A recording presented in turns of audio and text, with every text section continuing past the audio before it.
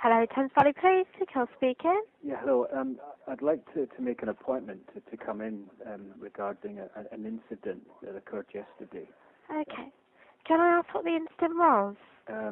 It's of a domestic issue. Well, I mean, it's a serious domestic, if you want. I mean, I'd rather come up to the police station as I've got 4 children here, and I wouldn't want to. That's fine, that's not a to worry problem. them any further. Okay. But, I mean, I won't, you know. Can you just explain to me what the situation is? Well, I've spoken to my lawyer, and he said not to say anything. So. Can I ask why he said that? The incidents of a serious nature. Right. When you say serious, because I need to highlight this to the officer of how serious it is, and this only lies with me passing it to the officer. Can I ask what it is? How serious? I really don't want to say anything, actually. Can I ask why? I mean, this is confidential. This is between me and you. Well, because it's extremely serious nature, and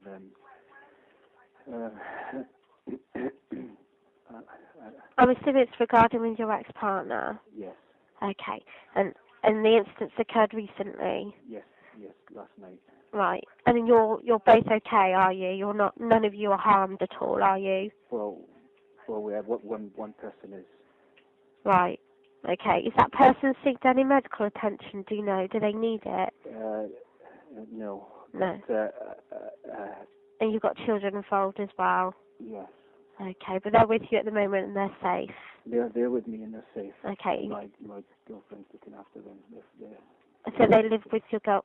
Is it your girlfriend that's in this situation? No, my ex-wife. Okay, that's fine. So they're all okay, but you want to come and discuss this? Yeah. Right. When you say serious, okay, and I'm only going by assumption, I'm assuming it's something that you have seeked because you're worried about the consequences. Yes, indeed. Okay. Right. Let me take some details from you. Can I start with your name? My name is Robert Brown.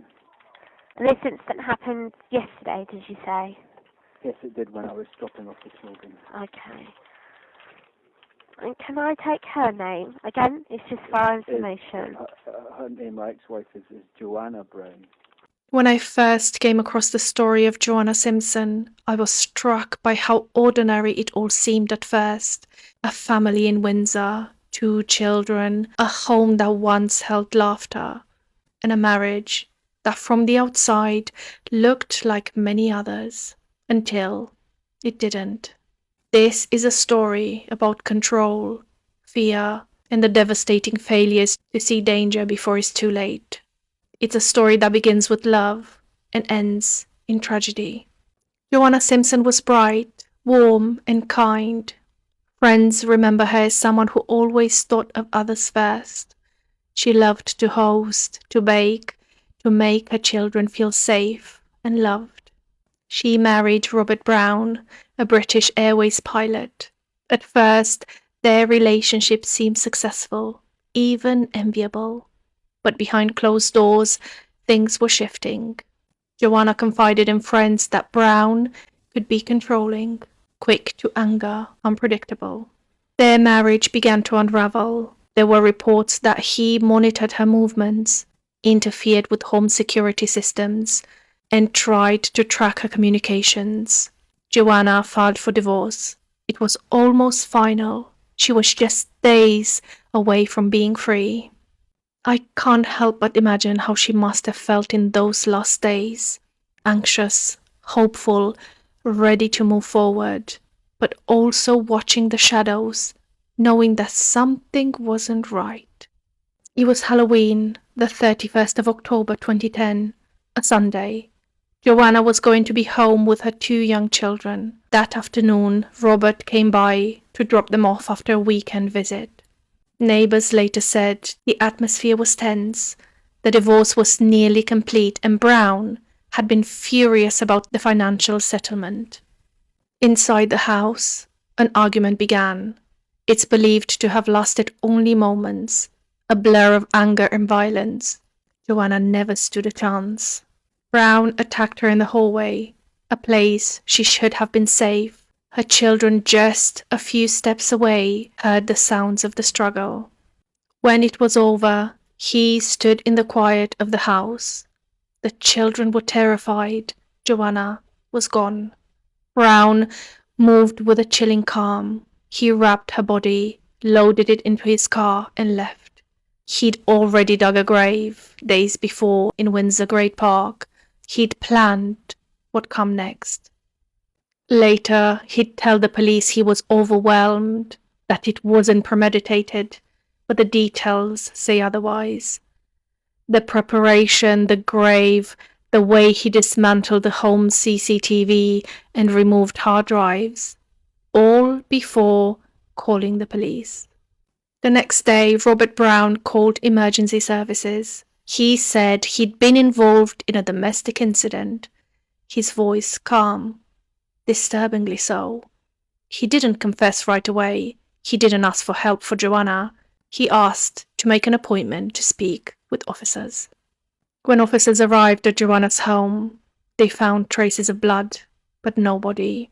Brown initially said little. He was arrested, and within days he led police to where he'd buried her. In Windsor Great Park, among the trees and fallen leaves, they found the truth. Brown was charged with murder. The prosecution said it was planned, cold, deliberate.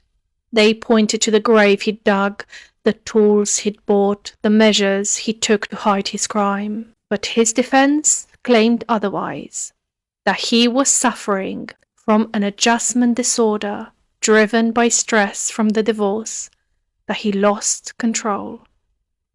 The jury faced an impossible decision. After days of testimony, they found him not guilty of murder, but guilty of manslaughter on grounds of diminished responsibility. He was sentenced to 26 years in prison. To Joanna's family, the verdict was devastating. They felt it didn't reflect the planning, the cruelty, the months of fear Joanna had endured.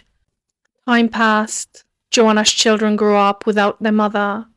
Her friends built the Joanna Simpson Foundation, determined that her story would help others, especially families scarred by domestic homicide.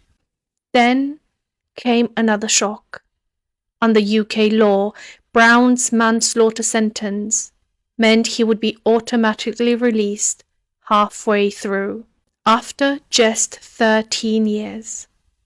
13 years for taking a life, for burying his wife, for leaving 2 children motherless. Joanna's family began a campaign to stop his release. They wrote letters, spoke publicly, met with government ministers, and in 2023, the Justice Secretary intervened, using new powers to block Brown's automatic release, pending a full risk review. The fight wasn't just for Joanna anymore. It became a fight for every victim whose story risks being rewritten by legal technicalities and diminished responsibility pleas. Even now, Joanna's family continues to speak out about coercive control, about the need for reform, about the unseen warning signs that so often go unseen. Every time I think of this case, one image stays with me. Joanna's home. A place meant for safety turned into a crime scene. A space where control, manipulation, and fear quietly grew until they consumed everything. This isn't just one tragedy. It's a reminder. Domestic abuse doesn't always begin with bruises.